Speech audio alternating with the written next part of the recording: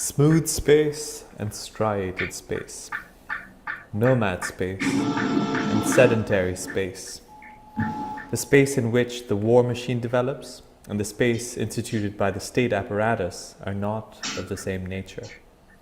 No sooner do we note a simple opposition between the two kinds of space than we must indicate a much more complex difference by virtue of which the successive terms of the oppositions fail to coincide entirely. And no sooner have we done that than we must remind ourselves that the two spaces in fact exist only in mixture. Smooth space is constantly being translated, transversed into a striated space. Striated space is constantly being reversed, returned to a smooth space. In the first case, one organizes even the desert. In the second, the desert gains and grows, and the two can happen simultaneously. But the de facto mixes do not preclude a de jure or abstract distinction between the two spaces. That there is such a distinction is what accounts for the fact that the two spaces do not communicate with each other in the same way. It is the de jure distinction that determines the forms assumed by a given de facto mix and the direction or meaning of the mix. Is a smooth space captured, enveloped by a striated space, or does a striated space dissolve into a smooth space, allow a smooth space to develop? This raises a number of simultaneous questions. The simple the oppositions between the two spaces, the complex differences, the de facto mixes, and the passages from one to another, the principles of the mixture, which are not all symmetrical, sometimes causing a passage from the smooth to the striated, sometimes from the striated to the smooth, according to entirely different movements. We must therefore envision a certain number of models, which would like various aspects of the two spaces and the relations between them. The technological model. A fabric presents, in principle, a certain number of characteristics that permit us to define it as a striated space. First, it is constituted by two kinds of parallel elements. In the simplest case, there are the vertical and horizontal elements, and the two intersect perpendicularly. Second, the two kinds of elements have different functions. One is fixed, the other mobile, passing above and beneath the fixed. Rouran has analyzed this particular figure of supple solids in basketry and weaving, stake and thread, warp and woof. Third, a striated space of this kind is necessarily delimited, closed on at least one side. The fabric can be infinite in length but not in width, which is determined by the frame of the warp. The necessity of a back and forth motion implies a closed space. Circular or cylindrical figures are themselves closed. Finally, a space of this kind seems necessarily to have a top and a bottom, even when the warp yarn and the woof yarn are exactly the same in nature, number and density. Weaving reconstitutes a bottom by placing the knots on one side. Was it not these characteristics that enabled Plato to use the model of weaving as the paradigm for royal science? In other words, the art of governing people or operating the state apparatus. Felt is a supple, solid product that proceeds altogether differently as an anti-fabric. It implies no separation of threads, no intertwining, only an entanglement of fibers obtained by fulfilling, for example, by rolling the block of fibers back and forth. What becomes entangled are the microscales of the fibers. An aggregate of intrication of this kind is in no way homogeneous. It is nevertheless smooth and contrasts point by point with the space of fabric. It is in principle infinite, open and unlimited in every direction. It has neither top nor bottom nor center. It does not assign fixed and mobile elements, but rather distributes a continuous variation. Even the technologists who express grave doubts about the nomads' powers of innovation at least give them credit for felt, a splendid insulator, an ingenious invention, the raw material for tents, clothes, and armor among the Turco-Mongols. Of course, the nomads of Africa and the Maghreb instead treat wool as a fabric. Although it might entail displacing the opposition, do we not detect two very different conceptions or even practices of weaving, the distinction between which would be something like the distinction between fabric as a whole and felt? For among sedentaries, clothes fabric and tapestry fabric tend to annex the body and exterior space, respectively, to the immobile house. Fabric integrates the body and the outside into a closed space. On the other hand, the weaving of the nomad indexes clothing and the house itself to the space of the outside, to the open, smooth space in which the body moves. There are many interlacings, mixings between felt and fabric. Can we not displace the opposition yet again? In knitting, for example, the needles produce a striated space. One of them plays the role of the warp, the other of the woof, and by turns. Crochet, on the other hand, draws an open space in all directions, a space that is prolongable in all directions, but still has a center. A more significant distinction would be between embroidery, with its central theme or motif, and patchwork, with its piece-by-piece construction, its infinite successive additions of fabric. Of course, embroidery's variables and constants, fixed and mobile elements, may be extraordinary in their complexity. Patchwork, for its parts, may display equivalents to themes, symmetries, and resonance that approximate to embroidery. But the fact remains that its space is not all constituted in the same way. There is no center. Its basic motif block is composed of a single element. The recurrence of this element frees uniquely rhythmic values distinct from the harmonies of embroidery, in particular in crazy patchwork, which fits together pieces of varying size, shape, and color, and plays on the texture of the fabrics. She had been working on it for 15 years, carrying about with her a shapeless bag of dingy, threadbare brocade containing odds and ends of colored fabric in all possible shapes. She could never bring herself to trim them into any pattern, so she shifted and fitted and mused and fitted and shifted them like pieces of patient puzzle picture, trying to fit them into a pattern or create a pattern out of them without using her scissors, smoothing her colored scraps with flaccid, putty-colored fingers. An amorphous collection of juxtaposed pieces that can be joined together in infinite number of ways. We see that patchwork is literally a Riemannian space, or vice versa. That is why very special work groups were formed for patchwork fabrication. The importance of the quilting bee in America and its role from the standpoint of women's collectivity. The smooth space of patchwork is adequate to demonstrate that smooth does not mean homogeneous. Quite the contrary, it is an amorphous, non-formal space prefiguring op art. The story of the quilt is particularly interesting in this connection. A quilt comprises two layers of fabric stitched together, often with a filler in between. Thus, it is possible for there to be no top or bottom. If we follow the history of the quilt over the short migration sequence, the settlers who left Europe for the New World, we see that there is a shift from a formula dominated by embroidery, so-called plain quilts, to a patchwork formula, appliqué quilts, and above all, pieced quilts. The first settlers of the 17th century brought with them plain quilts, embroidered and striated spaces of extreme beauty. But towards the end of the century, patchwork technique was developed more and more, at first due to scarcity of textiles, leftover fabric pieces salvaged from used clothes, remnants taken from the scrap bag, and later due to the popularity of Indian chintz. It is as though a smooth space sprang from a striated space, but not without a correlation between the two, a recapitulation of one in the other, a furtherance of one through the other. Yet the complex difference persists.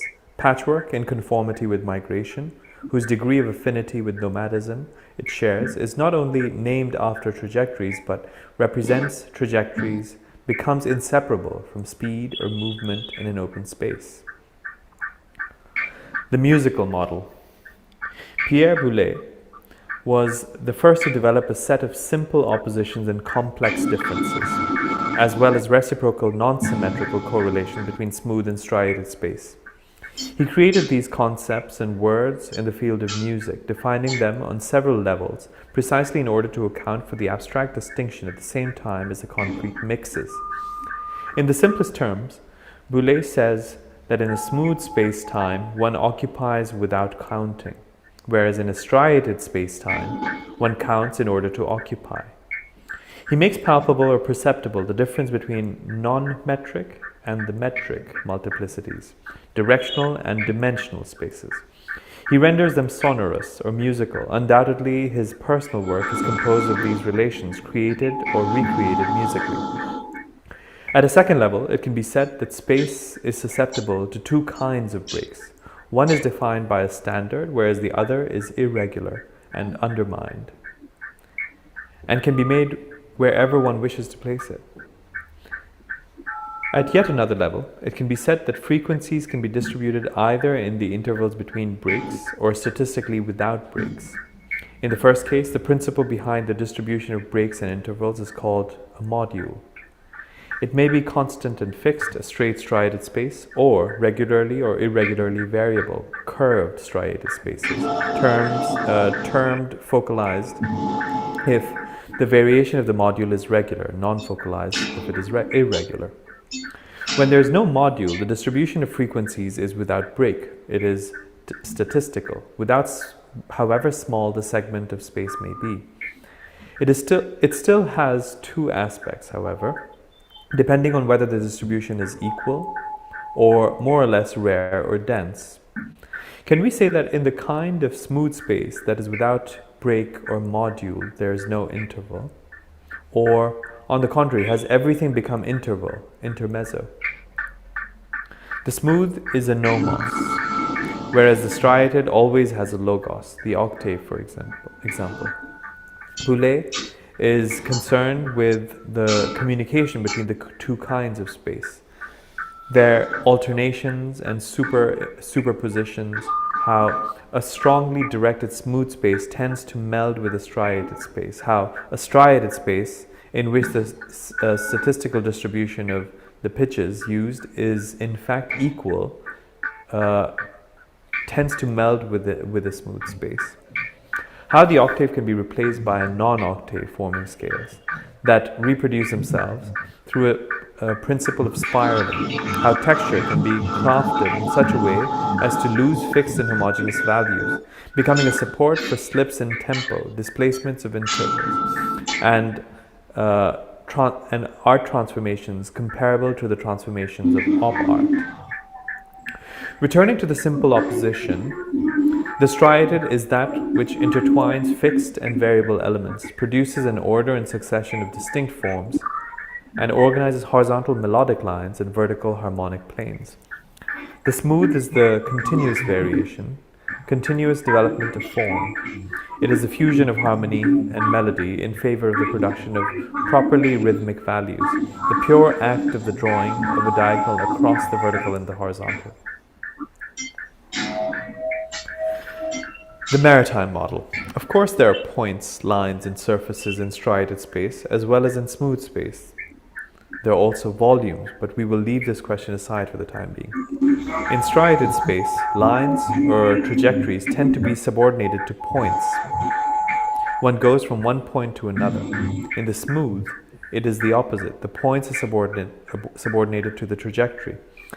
This was already the case among the nomads for the clothes tent space vector of the outside. The dwelling is subordinated to the journey. Inside space conforms to the outside space, tent, igloo, boat. There are stops and trajectories in both the smooth and the striated. But in smooth space, the stop follows from the trajectory. Once again, the interval takes all, and the interval is sustenance, forming the basis for rhythmic values. In smooth space, the line is therefore a vector, a direction and not a dimension or metric determination. It is a space constructed by local operations involving changes in direction. These changes in direction may be due to the nature of the journey itself, as with the nomads of the archipelagos, a case of directed smooth space, but it is more likely to be due to the variability of the goal or point to be attained. as with the nomads of the desert who head towards local, temporary vegetation, a non-directed smooth space. Directed or not, and especially in the latter case, smooth space is directional rather than dimensional or metric. Smooth space is filled by events far more than by formed and perceived things. It is a space of affects more than one of properties. It is haptic rather than optical perception. Whereas in the striated forms organize a matter, in the smooth, material signal forces and serve as symptoms for them. It is an intensive rather than extensive space, one of distances, not of measures and properties. Intense spatium instead of extensio. A body without organs instead of an organism and organization. Perception in it is based on symptoms and evaluations rather than measures and properties. That is why smooth space is occupied by intensities, wind and noise, forces and sonorous and tactile qualities as in the desert, steppe or ice. The creaking of ice and the song of the sands. Striated space, on the contrary, is canopied by the sky as measure and by the measurable visual qualities derived from it. This is where the very special problem of the sea enters in, for the sea is a smooth space par excellence, and yet was the first to encounter the demands of increasingly strict striation. The problem did not arise in proximity to land. On the contrary, the striation of the sea was a result of navigation on the open water. Maritime space was striated as a function of two astronomical and geographic gains: bearings, obtained by a set of calculations based on exact observation of the stars and the sun, and the map, which intertwines meridians and parallels, longitudes and latitudes, plotting regions known and unknown onto a grid, like the Mendeleev table. Must we accept the Portuguese argument and assign 1440 as the turning point that marked the first decisive striation and set the stage for the great discoveries? Rather, we will follow Pierre Chauneux when he speaks of an extended confrontation at sea between the smooth and the striated, during the course of which the striated progressively took hold. For before longitude lines had been plotted, a very late development, there existed a complex and empirical nomadic system of navigation based on the wind and noise, the colors and sounds of the seas. Then came the directional, pre-astronomical or already astronomical system of navigation employing only latitude, in which there was no possibility of taking one's bearings, and which had only portolenos lacking translatable generalization instead of true maps. Finally, improvements on the primitive astronomical navigation were made under the very special conditions of the latitudes of the Indian Ocean. Then the elliptical circuits of the Atlantic striated in curved spaces. It is as if the sea were not only the archetype of all smooth spaces, but the first to undergo a gradual striation, gridding it in one place, then another, on this side and that. The commercial cities participated in this striation and were often innovators, but only the states were capable of carrying it into completion, of raising it to a global level of a politics of science. A dimensionality that subordinated directionality or superimposed itself upon it became increasingly entrenched. This is undoubtedly why the sea, the archetype of smooth space, was also the archetype of all striations of smooth space, the striation of the desert, the air, the stratosphere, prompting Virilio to speak of the vertical coastline as a change in direction. It was at sea that smooth space was first subjugated and a model found for laying out and imposition of striated space, a model later put to use elsewhere. This does not contradict Virilio's other hypothesis. In the aftermath of striation, the sea re-imparts a kind of smooth space occupied first by the fleet in being, then by perpetual motion of strategic submarine, which outflanks all gridding and invents a neo-nomadism in the service of a war machine, still more disturbing than the states, which reconstituted at a limit of their striations. The sea, then the air and the stratosphere become smooth spaces again, but in the strangest of reversals, it is for the purpose of controlling striated space more completely. The smooth always possesses a greater power of deterritorialization than the striated. When examining the new professionals, or new classes even, how can one fail to mention the military technicians who stare into screens night and day and live for long stretches in the strategic submarines? In the future it will be on satellites, and the apocalyptic eyes and ears they have fashioned for themselves, which can barely distinguish any more between natural phenomena, a swarm of locusts, and an enemy attack originating at any given point. All of this serves as a reminder that the smooth itself can be drawn and occupied by diabolical powers of organization, value judgments aside. This demonstrates above all that there exist two non-symmetrical movements, one of which striates the smooth and one of which re-imparts smooth space on the basis of striated. Do not new smooth spaces or holy spaces arise as barriers, even in relation to the smooth space of a worldwide organization? Virelio invokes the beginnings of a subterranean habitation in the mineral layer, which can take on very diverse values. Let us return to the simple opposition between the smooth and the striated, since we're not yet at the point where we can consider the dissymmetrical and concrete mixes. The smooth and the striated are distinguished first of all by an inverse relation between the point and the line. In the case of the striated, the line is between 2 points, while in the smooth, the point is between 2 lines. And second, by the nature of the line, smooth directional, open intervals, dimensional striated, closed intervals. Again. Finally, there is a third difference concerning the surface or space. In striated space, one closes off a surface and allocates it according to determinate intervals. Assigned breaks in the smooth, assigned breaks.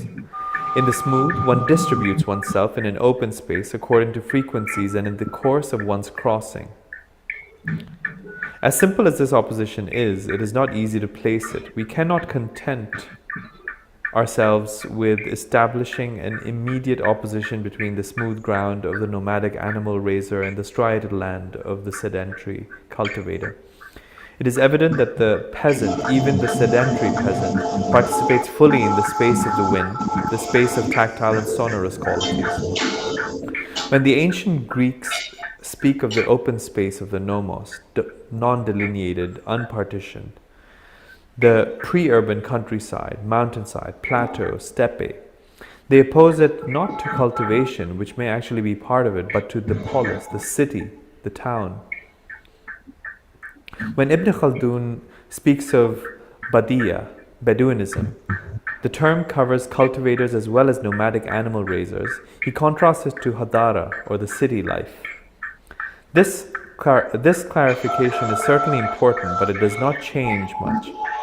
For from the most ancient of times, from Neolithic and even Paleolithic times, it is the town that invents agriculture. It is through the actions of the town that the farmers and their striated space are superposed upon the cultivators operating in a still smooth space. The transhuman cultivator, half sedentary or already completely sedentary. So on this level, we re-enter the simple opposition we began by challenging between the farmers and the nomads, striated land and smooth ground, but only after a detour through the town as a force of striation. Not only the sea, desert, steppe, and the air are the sites of contest between the smooth and the striated, but the earth itself, depending on whether there is cultivation in nomos space or agriculture in city space. Must we not say the same of the city itself? In contrast to the city is the striated space par excellence. The sea is a smooth space fundamentally open to striation, and the city is a force of striation that re-imparts smooth space, puts it back into operation everywhere, on earth and in the other elements, outside but also inside itself. The smooth spaces arising from the city are not only those of worldwide organization, but also of a counterattack, combining the smooth and the holy, and turning back against the town, sprawling, temporary, shifting, shanty towns of nomads and cave dwellers, scrap metal and fabric, patchwork, to which the striations of money, work, or housing are no longer even relevant. An explosive misery secreted by the city and corresponding to Tom's mathematical formula, retroactive smoothing. Condensed force, the potential for counterattack. In each instance, then, the simple opposition smooth striated gives rise to far more difficult complications, alternations, and superpositions.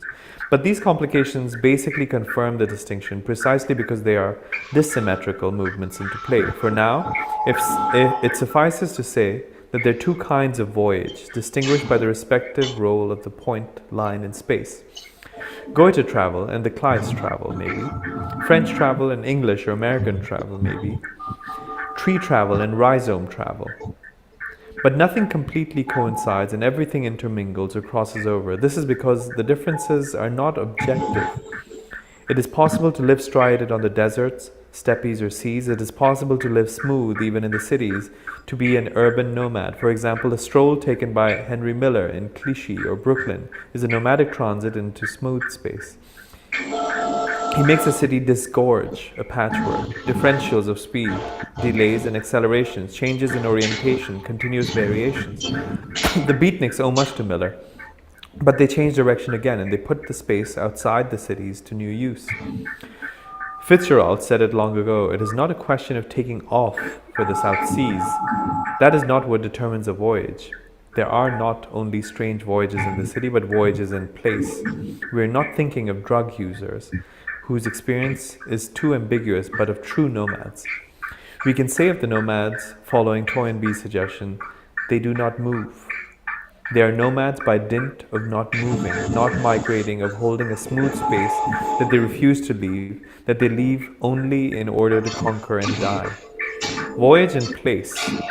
That is the name of all intensities, even if they also develop in extension. To think is to voyage. Earlier, we tried to establish the theonoological model of smooth and striated spaces. In short, what distinguishes the two kinds of voyages is neither a measurable quantity of movement, nor something that would be only in mind, but the mode of spatialization, the manner of being in space, of being for space. Voyage smoothly or in striation and think the same way. But there are always passages from one to the other, transformations of one within the other, reversals. In his film, Kings of the Road, Wenders intersects and superposes the paths of two characters. One of them takes a still educational, memorial, cultural, Goethean journey that is thoroughly striated, whereas the other has already conquered smooth space and only experiments induces amnesia in the German desert. But oddly enough, it is the former who opens space for himself and performs a kind of retroactive smoothing, whereas striae form around the latter, closing the space again. Voyaging smoothly is a becoming, and a difficult, uncertain becoming at that. It is not a question of returning to pre-astronomical navigation, nor to the ancient nomads. The confrontation between the smooth and the striated, the passages, alternations, and superpositions are underway today, running in the most varied directions.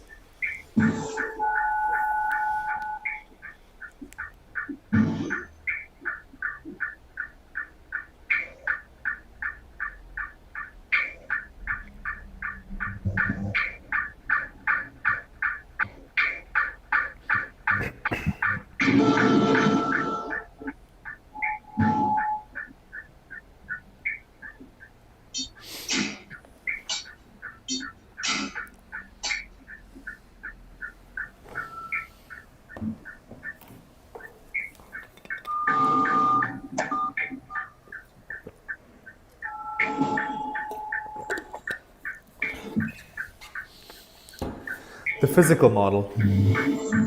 The various models confirm a certain idea of striation, two series of parallels that intersect perpendicularly, some of which the verticals are more in the role of fixed elements or constants, whereas the others, the horizontals, are more in the role of variables.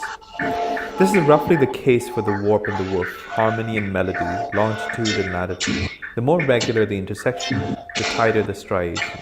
The more homogeneous the space tends to become. It is for this reason that from the beginning, homogeneity did not seem to us to be characteristic of smooth space, but on the contrary, the the extreme result of striation, or the limit form of a space striated everywhere and in all directions.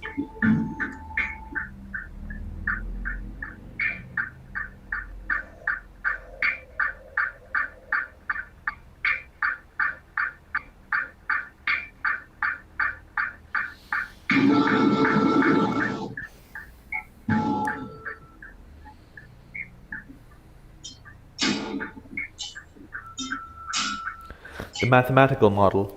It was a decisive event when the mathematician Riemann uprooted the multiple from its predicate state and made it a noun, multiplicity. It marked the end of dialectics and the beginning of a typology and topology of multiplicities. Each multiplicity was defined by n determinations. Sometimes the determinations were independent of the situation, and sometimes they depend on it. For example, the magnitude of a vertical line between 2 points can be compared to the magnitude of a horizontal line between 2 other points. It is clear that the multiplicity in this case is metric, that it allows itself to be striated, and that its determinations are magnitudes. On the other hand, 2 sounds of equal pitch and different intensity cannot be compared to 2 sounds of equal intensity and different pitch. In this case, 2 determinations can be compared only if one is a part of the other, and if we restrict ourselves to the judgment that the latter is smaller than the former, without being able to say by how much. Multiplicities of this second kind are not metric and allow themselves to be striated and measured only by indirect means, which they always resist. They are inexact and yet rigorous. Meinong and Russell oppose the notion of distance to that of magnitude. Distances are not, strictly speaking, indivisible. They can be divided precisely in cases where the situation of one determination makes it part of another. But unlike magnitudes, they cannot divide without changing in nature each time. An intensity, for example, is not composed of addable and displaceable magnitudes. A temperature is not the sum of 2 smaller temperatures. A speed is not the sum of 2 smaller speeds. Since each intensity is itself a difference, it divides according to an order in which each term of the division differs in the nature from the others. Distance is therefore a set of ordered differences. In other words, differences that are enveloped in one another in such a way that it is possible to judge which is larger or smaller, but not their exact magnitudes.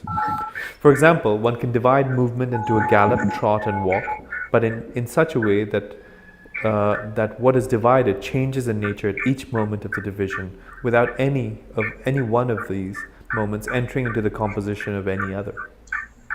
Therefore, these multiplicities of distance are inseparable from the process of continuous variation, where multiplicities of magnitude distribute constants and variables. That is why we consider Bergson to be of major importance, much more than Husserl or even Meinong or Russell, in the development of the theory of multiplicities. Beginning in Time and Free Will, he presents a duration as a type of multiplicity opposed to metric multiplicity or multiplicity of magnitude. Duration is in no way indivisible, but is that which cannot be divided without changing in nature at each division. Achilles' running is not divided into steps. His steps do not compose it in a manner of magnitudes. On the other hand, in a multiplicity such as homogeneous extension, the division can be carried as far as one likes without changing anything in the constant object, or the magnitudes can vary with no other result than an increase or a decrease in the amount of space they striate.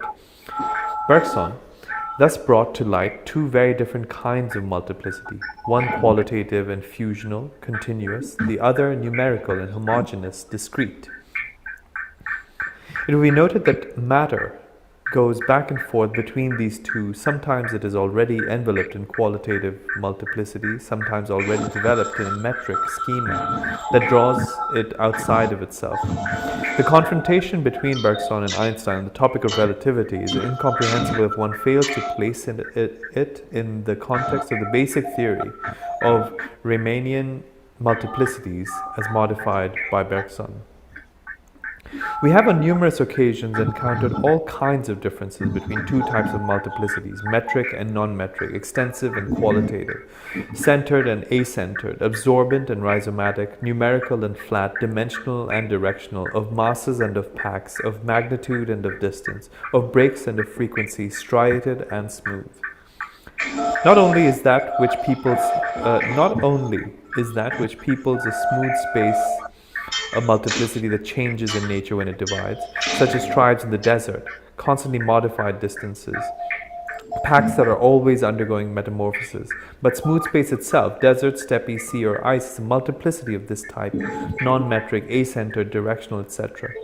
Now, it might be thought that the number would belong exclusively to the other multiplicities, that it would accord them the scientific status non-metric multiplicities lack. But this is only partially true. It is true that a number is the correlate of the metric.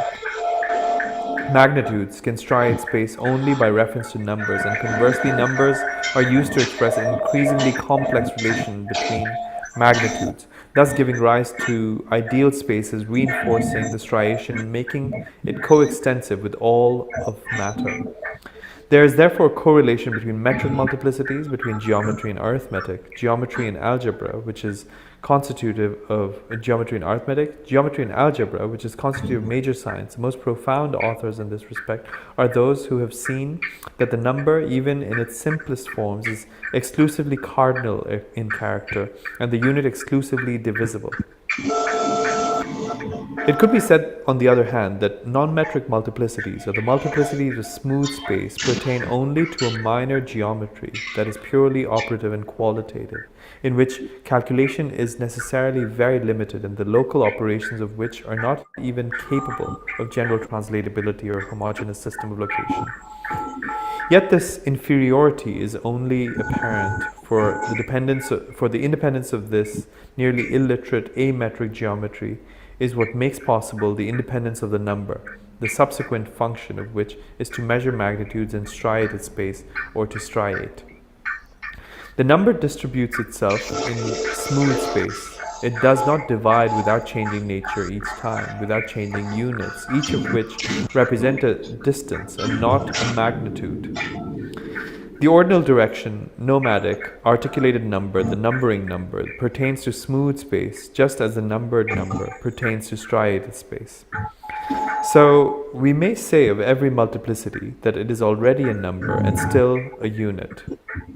But the number and the unit, and even the way in which the unit divides, are different in each case. Minor science is continually enriching major science, communicating its intuitions to it, its way of proceeding, its itinerancy, its sense of taste for matter, singularity, variation, intuitionist geometry, and the numbering number. But so far, we have only considered the first aspect of smooth and non-metric multiplicities as opposed to metric multiplicities, how the situation of one determination can make it part of another without our being able either to assign that situation an exact magnitude or common unit, or to discount it. This is the enveloping or enveloped character of smooth space, but there is a second, more important aspect when the situation of the two determinations precludes their comparison. As we know, this is the case of Riemannian spaces, or rather Riemannian patches of space. Riemann spaces are devoid of any kind of homogeneity. Each is characterized by the form of the expression that defines the square of the distance between two infinitely proximate points. It follows that two neighboring observers in a Riemannian space can locate the points in their immediate vicinity but cannot locate their spaces in relation to each other without a new convention. Each vicinity, therefore, like a shred of Euclidean space, but the linkage between one vicinity and the next is not defined and can be effected in an infinite number of ways. Riemann space, as at its most general, thus presents itself as an amorphous collection of pieces that are juxtaposed but not attached to each other. It is possible to define the multiplicity without any reference to a metric system, in terms of the conditions of frequency, or rather accumulation, of a set of vicinities. These conditions are entirely different from those determining metric spaces and their breaks, even though a relation between the two kinds of space necessarily results. In short, if we follow Lautman's fine description, Riemannian space is pure patchwork. It has connections or tactile relations. It has rhythmic values not found elsewhere, even though they can be translated into a metric space. Heterogeneous and continuous variation, it is a smooth space, insofar as smooth space is amorphous and not homogeneous. We can thus define two positive characteristics of smooth space in general. When there are determinations that are part of one another and pertain to envelope distances or order differences, independent of magnitude, when independent of metrics, determinations arise that cannot be part of one another, but are connected by processes of frequency or accumulation. There are two aspects of the nomos of smooth space.